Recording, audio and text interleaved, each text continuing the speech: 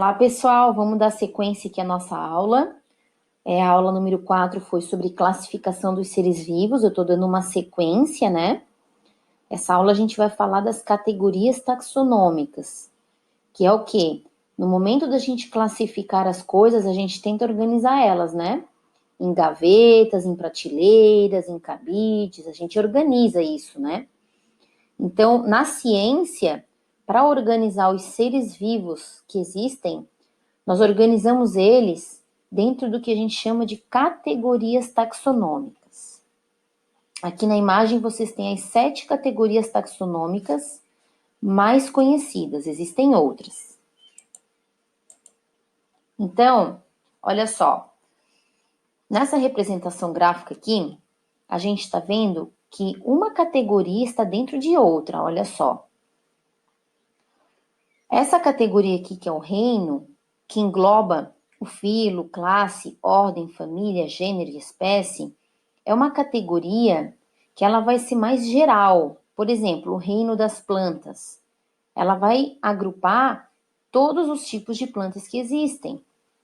Não interessa como que são as características específicas da planta. Se ela é planta, ela está dentro do reino. Quanto mais a gente vai entrando nessa classificação, tá? Indo para o filo, indo para a classe, para a ordem, família, gênero e finalmente a espécie, mais específico fica o grupo, né? Como vocês podem ver sendo indicado pelas setas aqui, ó, tá? Quanto mais abrangente é a categoria, maior diversidade biológica entre os representantes dessa categoria. E quanto mais específica é a categoria, no caso aqui espécie, maior semelhança entre os representantes dessa categoria. Eu montei um exemplo para a gente poder verificar isso na prática, tá?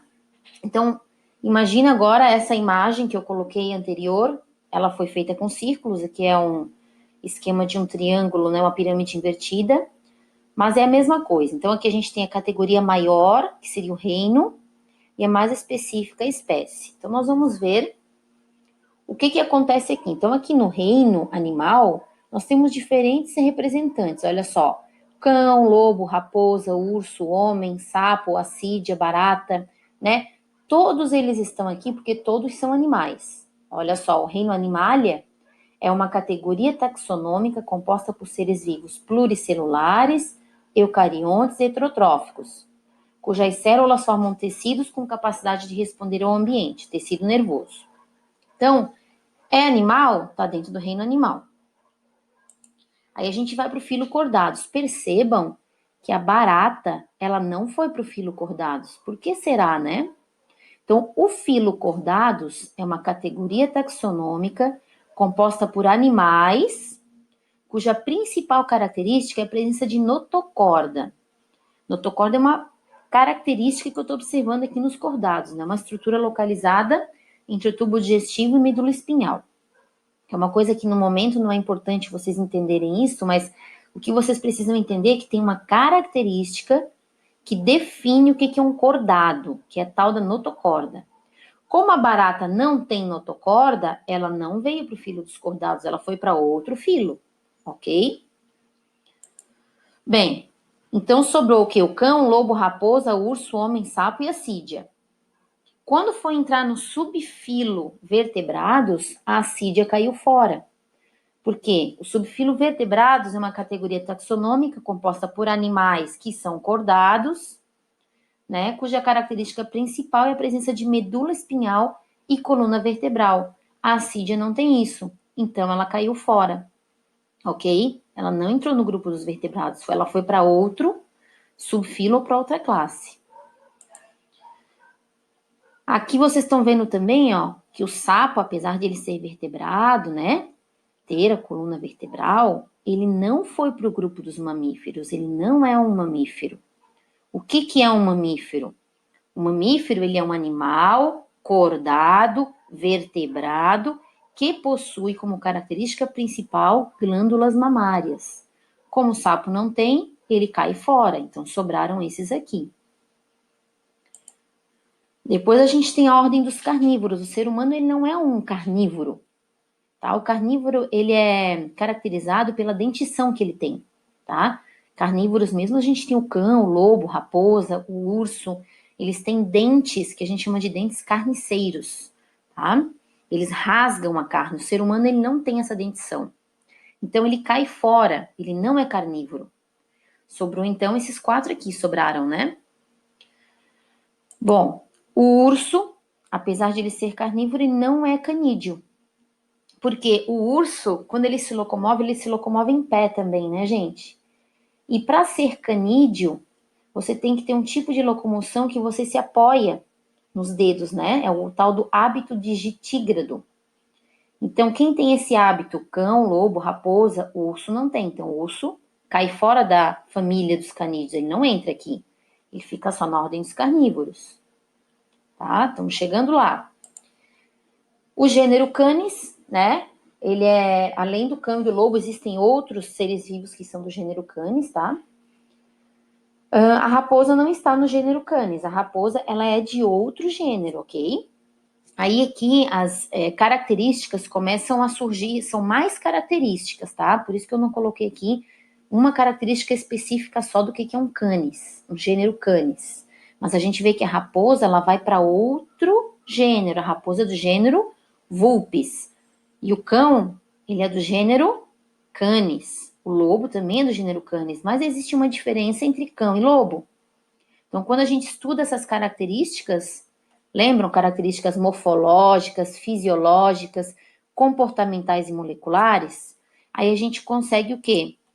Definir todas essas categorias taxonômicas aqui, né? Como que os seres vivos vão se encaixando aqui. E aí a gente finalmente define a espécie do cão, que é a espécie Canis familiaris, tá? Tá dando para entender? Então, quando a gente fala em categorias taxonômicas, tá? É fácil definir o que é uma categoria taxonômica, né? Ela é uma forma de organizar os seres vivos num grupo. Então, o reino, ele é um grupo de quê? De filos. Filo é um grupo de classes. Classe é um grupo de ordens. Ordem é um grupo de famílias. Famílias é um grupo de gênero e gênero, né? Ele é um grupo de espécies. Aí a gente tem o que é uma espécie. Então, espécie, para eu definir o que é uma espécie, então eu vou verificar as características dos seres vivos que compõem aquela espécie e também eu vou ver se essa espécie ela se reproduz entre si, gerando descendentes férteis. Numa próxima aulinha, eu vou fazer uma aulinha só sobre a questão do que é uma espécie e do que é uma subespécie. Vocês fiquem atentos, em algum momento eu vou fazer essa aulinha. Aqui eu trouxe um outro exemplo, porque no exemplo do cão, vocês perceberam que eu usei palavras todas em português, né? Tá? O reino animal, subfilo dos cordados, eu usei tudo em português. Mas, na verdade, quando a gente fala em categorias taxonômicas, nós utilizamos o latim, tá? Então, vocês vão ver que o reino das plantas, na verdade, a gente fala reino plantae, tá? Então, vocês olhem bem para o finalzinho aqui das palavras, ó, certo? Que vocês vão ver que ela tem uma origem do latim. Divisão, Magnoliófita, classe Magnoliopsida, ordem Malpighiales. Então, uma coisa que é convenção nas categorias taxonômicas é utilizar as palavras no latim, tá? Aqui um outro exemplinho, ó. A gente aqui tem uma comparação entre o aipim e a banana. Eles são do quê? São do mesmo reino? Sim, olha só, são do plantae. São do mesmo filo? São do mesmo filo, olha só. São da mesma classe? Não. Elas já não são de classes semelhantes, não são da mesma classe, né? São de classes diferentes, tá? Mas só reparem aqui no finalzinho, ó, tá bom? Que é o indicativo da palavra do reino, do filo, da classe, né? Se eu colocasse numa questão, por exemplo, assim, plantae e gingiberales representam a categoria taxonômica reino. Não, porque o reino ele é caracterizado por esse finalzinho aqui, ó, plantae, planté, tá? Classe, Opsida, ordem, Alice, ok? É só uma convençãozinha aqui, tá bom? E como é que surgiu essa história aí, né, de classificar, de fazer categoria taxonômica, de escrever em latim? Isso se deve muito a essa pessoa aqui, que foi um botânico, um zoólogo, ele era médico também, que a gente chama ele em português de Linneu, né? Ele é considerado o pai da taxonomia e o criador da nomenclatura binomial. Agora a gente vai ver como dar nome às espécies, né? Como que funciona esse negócio de dar nome a uma espécie? Então, nessa nomenclatura binomial, né, do Linneu, o nome de uma espécie sempre é constituído de duas partes. Olha só, Canis familiaris, que a gente acabou de ver o exemplo, né? A primeira parte é o gênero, tá? A que a espécie pertence. A segunda palavra a gente chama de epíteto específico. Ela é um adjetivo, né? Então, Canis familiaris, ok? Então, o gênero e o adjetivo. Então, o nome da espécie completo vai ficar composto de duas palavras. Percebam que elas estão escritas também no modo itálico, né? E elas estão em latim. Outro exemplo de nomenclatura binomial, olha só, o cedro, né? Cedrus libani. Cedrus é o gênero e libani é o tal do epíteto específico. Então, a espécie é composta de duas palavras. Aqui a gente tem algumas regrinhas, né, de quando a gente vai dar um nome a um ser vivo. Então, o nome científico do ser vivo, ele é composto do gênero e o epíteto específico, como eu acabei de falar. Aqui a gente tem os exemplos, né? Canis lupus, quem é? É o lobo. Canis familiaris, cão doméstico. Theobroma cacau, cacau é uma planta.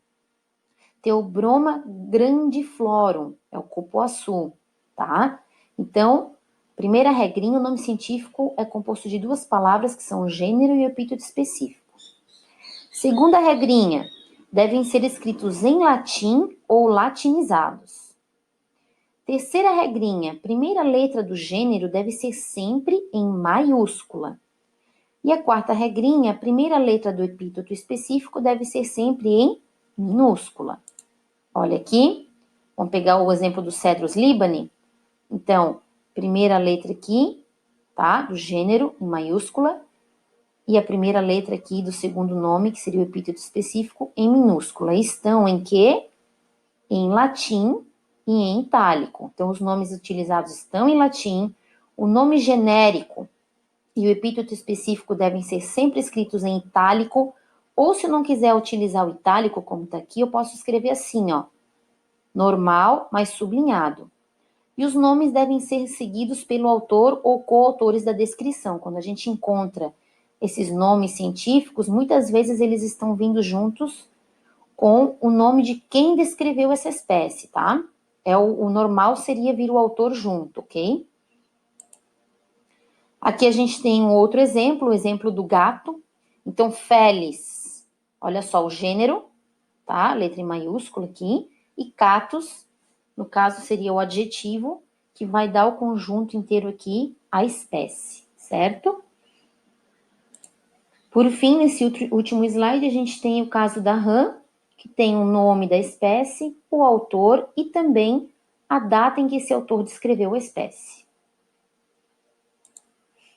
Então é isso, pessoal. Espero que tenham gostado da aula e um bom dia para vocês.